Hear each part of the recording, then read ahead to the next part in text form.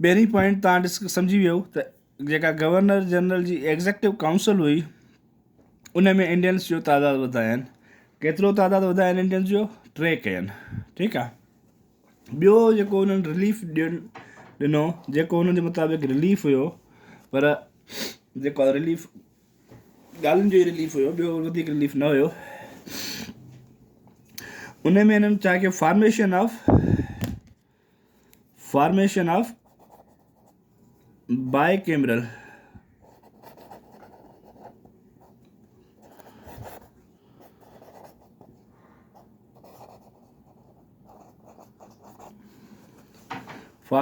Bicameral legislature.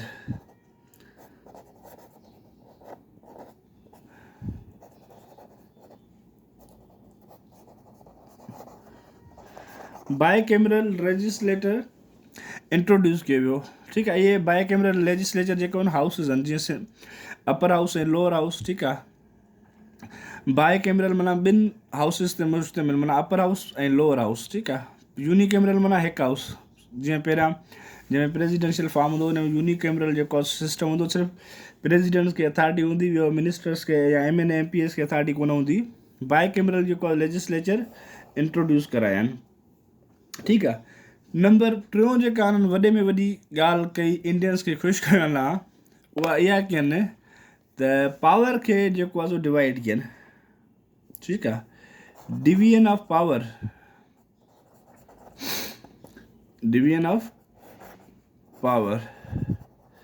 हाणे हुननि power खे डिवाइड कयो। पावर खे जेको आहे कंहिंसां प्रोविंसिस लेवल ताईं डिवाइड कयनि। प्रोविंसिस लेवल ताईं। हाणे पावर खे कीअं डिवाइड कयनि?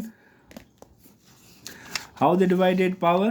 प्रोविंसिस माना सूबनि ताईं जेको आहे हुननि पावर खे विराए छॾियो। जीअं जंहिंखे अॼुकल्ह पाण लोकल गवर्नमेंट एक्ट आया, लोकल गवर्नमेंट आहे, जंहिंमें पावर खे डिवाइड करे छॾियो यूनियन काउंसिल, तहसील काउंसिल, हिननि ताईं।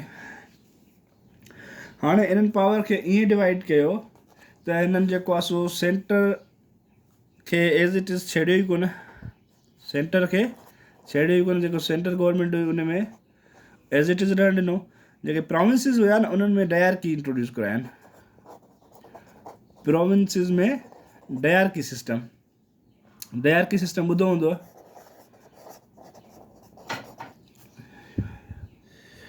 Dyarchy system was introduce. ठीकु आहे।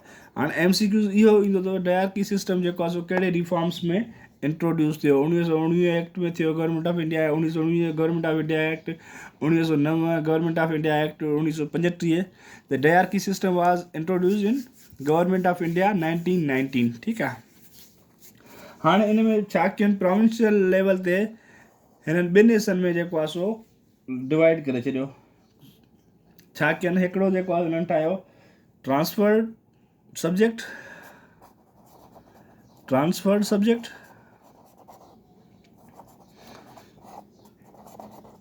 ॿियो हिननि जेको रखियो, उहो रखियो रिज़र्व सब्जेक्ट।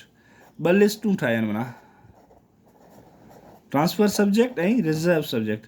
हाणे ट्रांसफर सब्जेक्ट ऐं रिज़र्व सब्जेक्ट में छा रखियनि? जेके तव्हां जूं मेन शयूं हुयूं जेके हुननि खे ॾिननि, तव्हांजी जेको इनखे हेड कंदो गवर्नर जनरल हेड कंदो, ऐं गवर्नर जनरल हेड कंदो ऐं को बि डिसीजन थींदो त गवर्नर जनरल खे जेको आहे सो मेंबर जेके हूंदा एग्ज़ेक्टिव काउंसिल जा, उन्हनि जी मेजॉरिटी जी ज़रूरत पवंदी। एग्ज़ेक्टिव काउंसिल जी मेंबर्स जेको आहे सो उन्हनि खां राय वठंदो। ठीकु आहे। हेड गवर्न कंदो ऐं राय जेको आहे सो मेंबर्स जी मिलंदी। ठीकु।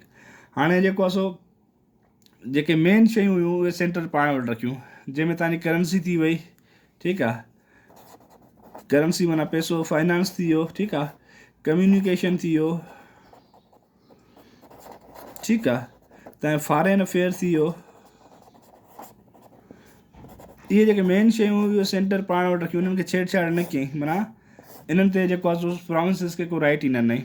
ऐं रिज़र्व में जेको आहे सो हिन में जेको आहे सो हेड त गवर्नर ई कंदो। ठीकु आहे।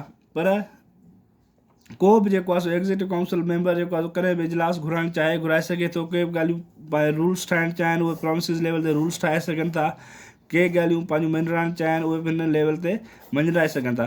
पर जेकॾहिं गवर्नर का ॻाल्हि ठाहे कंदो ऐं उनखे जेकॾहिं हीअ न मञींदा त गवर्नर खे अथॉरिटी आहे त हू जेको आहे सो कंहिंजी कंसेंट खां सवाइ उन बिल खे जेको आहे सो अप्रूव करे छॾे।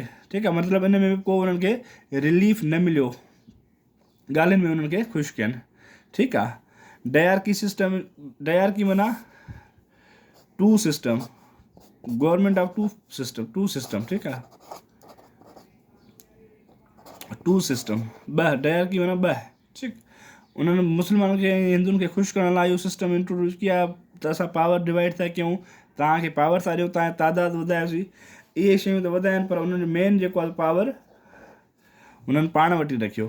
ऐं टियों नंबर उन में जेको असां मुस्लमाननि जेका डिमांड हुई, जेका 1909 में एक्सेप्ट थी हुई, उहा हुई त जेको आहे सेपरेट इलेक्टोरेट। सेपरेट इलेक्टोरेट खे हिननि न छॾियो, एज़ इट इज़ रहण ॾिनो। ठीकु आहे, इलेक्शन जेका थींदी उहा मुस्लमान भले पंहिंजे सेपरेट इलेक्टोरेट वारे उन बेस ते जेको आहे विढ़नि। सेपरेट इलेक्टोरेट जेको आहे सो वर मेंटेन्ड। ठीकु, सेपरेट इलेक्टोरेट्स वर मेंटेन्ड। ऐं ॿियो जेको आहे सो पहिरियां जेको सेक्रेटरी ऑफ स्टेट हूंदो हुयो, छा सेक्रेटरी ऑफ स्टेट,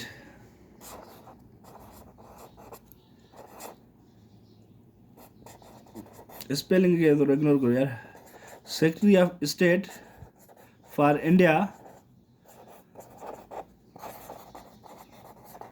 उन जी जेका पहिरियां सैलरी वेंदी हुई उहा वेंदी इंडियन बजट मां। ठीकु आहे, इंडिया जी बजट मां। हाणे हिन में रिलीफ ॾियण लाइ उन्हनि छा कयो, जेका सेक्रेटरी ऑफ स्टेट जी बजट हुई उहा इंडियन बजट मां न वेंदी, हाणे उहा बजट जेको आहे ब्रिटिश बजट मां वेंदी। ठीकु आहे, उहे ब्रिटिशर्स जेको आहे पाण अफोर्ड कंदा हुनजी सैलरी।